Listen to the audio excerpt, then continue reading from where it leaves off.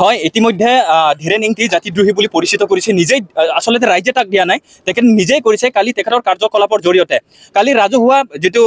অনুষ্ঠান আছিলে যে এয়াৰফোৰ্স সোণাপুৰ এয়াৰফোৰ্স যেটো ডিগাৰু এয়াৰফোৰ্স এক্সপানশনৰ নামত যেটো পৰিসীমা যেটো বঢ়োৱা মানে 900 মিটাৰলৈকে বঢ়োৱা যেটো সিদ্ধান্ত জাননী দিয়া হৈছিলে সেই এগেইনষ্টে তেওঁলোকে ৰাজহুৱাভাৱে সোণাপুৰ ফিল্ডত তেওঁলোকে ৰাজহুৱা সভা অনুষ্ঠিত কৰিছিলে এই সভাতে তেওঁ কথা প্ৰসংগত তেখেতে কৈছিলে যে যদি সোণাপুৰ এলেকাত যদি তেওঁলোকে সামৰিক ঘাটিটো বা এয়াৰফোৰ্সটো যদি বঢ়াব নোৱাৰে তেতিয়াহ'লে তেওঁ এটা প্ৰস্তাৱ আগবঢ়াইছে যে মাৰকাঙত পাহাৰৰ অঞ্চলত অসম মেঘালয় সীমান্তত যথেষ্টখিনি মাটি আছে ট্ৰাইবেল অধ্যুষিত অঞ্চল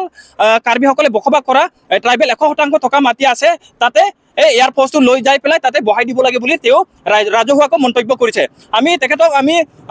কাৰ্বি হিচাপে কাৰ্বি যুৱক হিচাপে আমি তেখেতক ধিক্কাৰ জনাইছো যে অনাগত দিনত যাতে তেখেতে জাতি বিৰোধী কামৰ পৰা তেখেতে বিৰতি থাকে আৰু তেখেতক আমি 24 ঘণ্টা সময় কালিৰ পৰা আমি তেখেতক 24 ঘণ্টা সময় দিছিলোঁ ইতিমধ্যে 12 ঘণ্টা সময় পাৰ হৈ গৈছে কিন্তু এতিয়ালৈকে তেখেতে কাৰ্বি ৰাইজৰ আগত ক্ষমা খোজা নাই গতিকে এতিয়া আপোনাৰ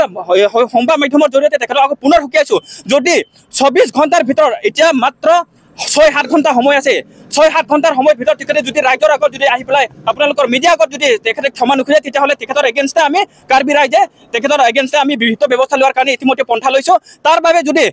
কিবা ক্ষয় ক্ষতি হয় বা তেখেতৰ এগেইনষ্টে যদি কাম কৰোঁতে যদি কিবা ভুল ত্ৰুটি যদি হৈ যায় তেতিয়াহ'লে সেইটো ধীৰেণ ইংতি নিজেই সেইটো দায়িত্ব বহন কৰিব লাগিব কাৰণ তেখেতক ইতিমধ্যে আমি কোৱা হৈছে যে আপুনি এইটো যিটো কাম কৰে তাৰ কাৰণে আপুনি ক্ষমা প্ৰাৰ্থী হ'ব লাগিব কিন্তু তেখেতে এতিয়ালৈকে নিজকে দম্ভালি মাৰি পেলাই মই কাৰো ওচৰত ক্ষমা নোখোজো বুলি তেখেতে যিটো দম্ভালি মাৰি পেলাই নিজৰ এটিটিউড মতে ঘৰত বহি আছে সেই কাৰ্যটো আমি ধিক্কাৰ জনাইছোঁ কালিৰ মাত্ৰ 6 ঘণ্টা সময় আছে 6 ঘণ্টাৰ ভিতৰত ৰাজ্যৰ ওচৰত আহি পেলাই আপোনালোকৰ মিডিয়াৰ ওচৰত তেখেতে ক্ষমা খুজিব লাগিব যি জাতিদ্ৰোহী যি কাম কৰিছে তেখেতৰ যিটো ভাষ্য প্ৰকাশ কৰিছে তাৰ ভিত্তিত আমি তেখেতৰ প্ৰতিমূৰ্তি উদ্ধাৰ কৰিছোঁ আৰু এইকাৰণে প্ৰতিমূৰ্তি উদ্ধাৰ কৰিছোঁ যোৱাকালি সোণাপুৰ এয়াৰফোৰ্সৰ কেন্দ্ৰ কৰি যি সোণাপুৰ মিনি ষ্টেডিয়ামত গোটেই ডিমৰীয়া অঞ্চলৰ ৰাইজে যি জনসভা এটা আয়োজন কৰিছে এই জনসভা আয়োজনত তেখেতৰ এটা ভাষ্য ধীৰেণ ইংতিৰ যে ভাষ্য দিছে যে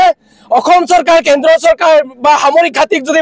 প্ৰয়োজন সাপেক্ষে যদি বহুত মাটি প্ৰয়োজন হয় তেতিয়াহ'লে আমি তেখেতে ভাষ্য দাঙি কৰিছে যে তেখেতে ভূমি প্ৰদান কৰাৰ ক্ষেত্ৰত তেখেতে আগভাগ দায়িত্ব বহন কৰিব আৰু ইতিমধ্যে তেখেতে প্ৰকাশ কৰিছে যে যদি এয়াৰফোৰ্সে যদি মাটি এয়াৰফোৰ্সৰ যদি প্ৰয়োজন সাপেক্ষে যদি মাটিৰ প্ৰয়োজন হয় তেতিয়াহ'লে অনাগত দিনত মাৰকাং অঞ্চলত তেখেতে ভূমি প্ৰদান কৰাৰ দায়িত্ব বহন কৰিছে বুলি সমগ্ৰ ৰাজ্যৰ সন্মুখত তেখেতে মত প্ৰকাশ কৰিছে এই ক্ষেত্ৰত ধিক্কাৰ জনাইছোঁ তেখেতে কাৰ্বি জনবসতিৰ যি ভূমি তেখেতৰ মালিকীস্বত্ব যি প্ৰকাশ কৰি যিটো ভূমি অধিকাৰ দায়িত্ব বহন কৰি যি প্ৰকাশ কৰিছে এইটো আমি ধিক্কাৰ জনাইছোঁ তেখেত কাৰ্বি জাতিদ্ৰোহী যি কাম কাৰ্য কৰিব যি পন্থা লৈছে তেখেতৰ কাৰ্বি অঞ্চলত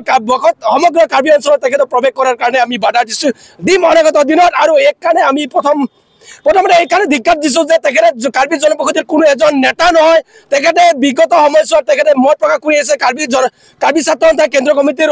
উপদেষ্টা বুলি তেখেতে মত প্ৰকাশ কৰিছে কিন্তু আমি ইতিমধ্যে কাৰ্বি ছাত্ৰ সন্থাৰ কেন্দ্ৰীয় সভাপতিৰ পৰা জানিব পাৰিছোঁ যে তেখেতে কাৰ্বি ছাত্ৰ সন্থাৰ কোনো উপদেষ্টা নহয় তেখেতে নিজকে দম্ভালি মাৰি কাৰ্বি জাতিৰ কাম কৰি থকা বুলি পৰিচয় দি আহিছিল সেইকাৰণে তেখেতক কাৰ্বি জাতিৰ যিহেতু অস্তিত্ব নোহোৱাৰ যি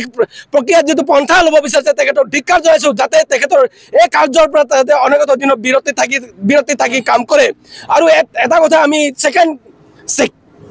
আমি দাবী জনাব লৈছোঁ তেখেতে সদৌ অসম ট্ৰাইবেল সংঘৰ যুটীয়া সম্পাদক হিচাপে যেহেতু কাম কৰি আহিছে বিগত সময়ছোৱাৰ পৰা আজি পৰ্যন্ত